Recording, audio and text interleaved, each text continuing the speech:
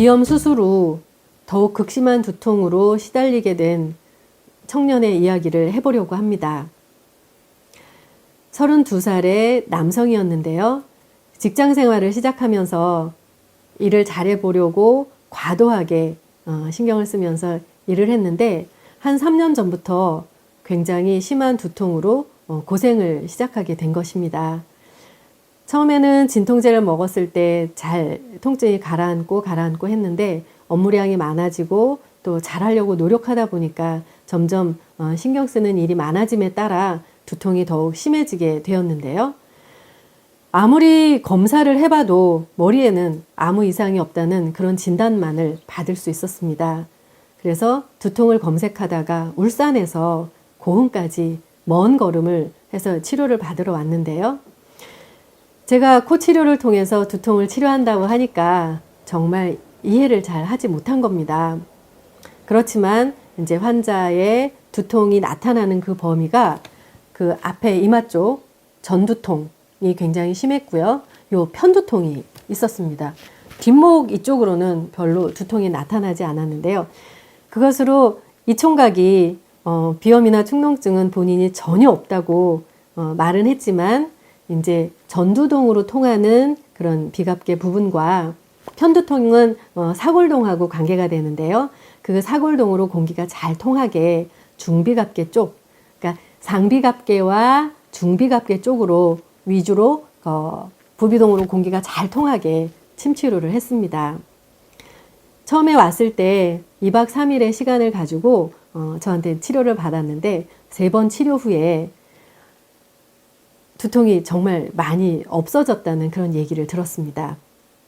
그런데 한 8개월이 지난 후에 저한테 다시 찾아온 겁니다. 그 사이에 어떤 일이 있었냐 하면 저한테 첫날 치료받고 2번째 치료받고 3번째 치료받고 그동안 그렇게 극심했던 그런 두통이 없어지게 됐는데요.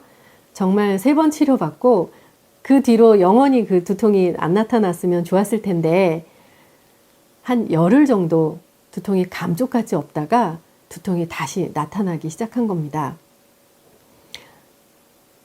그래서 이 청년이 울산에서 이 4시간 정도의 차 시간을 들여서 왔다 갔다 치료하는 게 너무나 힘들었기 때문에 이 코 치료를 하면 두통이 없어지는구나 이렇게 생각을 하고 병원에 가서 한 번에 그 두통을 고치려고 비염 수술을 자청했던 것입니다. 약간의 비염은 있었던 거죠. 그래서 하비갑계 절제술을 하고 다시 저한테 찾아왔습니다. 저는 정말 이렇게 놀랄 수밖에 없었는데요. 하비갑계 절제술을 한 이후에 이 친구의 두통은 그 전에 갖고 있던 두통의 양상과는 어떤 식으로 달라졌냐면 일단 두통이 심해졌고 두통의 범주가 굉장히 넓어진 겁니다. 앞니 앞쪽과 편두통만 있었는데 머리 전체를 이렇게 둘러싸게 이렇게 꽉 조이는 듯한 그런 두통이 휴식을 아무리 취해도 24시간 지속되는, 그러니까 환자 본인의 말로 두통이 한 10배 정도는 심해진 것 같다는 그런 표현을 하며 저한테 이제 원장님 치료 받으라는 대로 다 받을 거예요 라고 말을 하면서 이제 그 먼 거리도 마다하지 않고 치료 받을 그런 자세로 왔지만 저는 낙심할 수밖에 없었습니다. 처음에 두통이 나타났던 그런 이유도 상비갑계와 중비갑계 쪽으로 바람이 조금 덜 통하는 그런 원인으로 인해서 그 전두동과 사골동으로 공기가 덜 통함으로 인해서 나타났던 두통이기 때문에 제가 그 공간으로 바람이 잘 통하게 그런 치료를 했었던 거죠. 비록 열흘밖에는 효과가 없었지만 본인한테는 그런 효과가 참 지대하게 느꼈었던 것이기 때문에 코치료의 그런 중요성을 알게 돼서 그런 수술을 하게 된 건데, 수술하는 그런 과정에서 상비갑계와 중비갑계를 열어주는 그런 치료가 아니라 무조건 콧구멍을 더 넓혀주는 그런 하비갑계 절제술을 했기 때문에 이 친구의 두통은 더욱 극심해질 수밖에 없었던 거죠. 뿐만 아니라 하비갑계가 너무 넓어짐으로 인해서, 이 공간이 넓어짐으로 인해서 상대적으로 상비갑계와 중비갑계 쪽으로 공기가 덜 들어가기 때문에 숨 쉬는 게 더욱 답답해져서 밤에 구강호흡을 하게 되는 그런 결과까지 낳게 된 것입니다.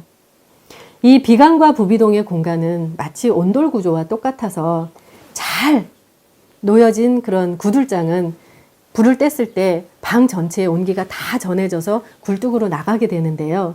이 온돌 구조에 있어서 구들장이 무너지면 또 어느 구조가 잘 놓여지지 않으면 온기 전체가 방 안으로 퍼지지 않게 되는 거죠. 그 온돌 구조와 똑같은 이 비강과 부비동의 구조에 있어서 하비갑계나 어느 일정 부분을 이렇게 잘라내서 통로를 확보한다는 것은 마치 구들장이 무너지는 그런 효과와 같아서 비강과 부비동 전체에 흐르는 그런 공기의 흐름을 분명히 왜곡되게 하는 것입니다. 비염 수술, 축농증 수술, 비강과 부비동의 본래의 기능을 완벽히 되돌리는 그런 치료가 아니라는 것을 임상 경험을 통해서 확인하고 있습니다.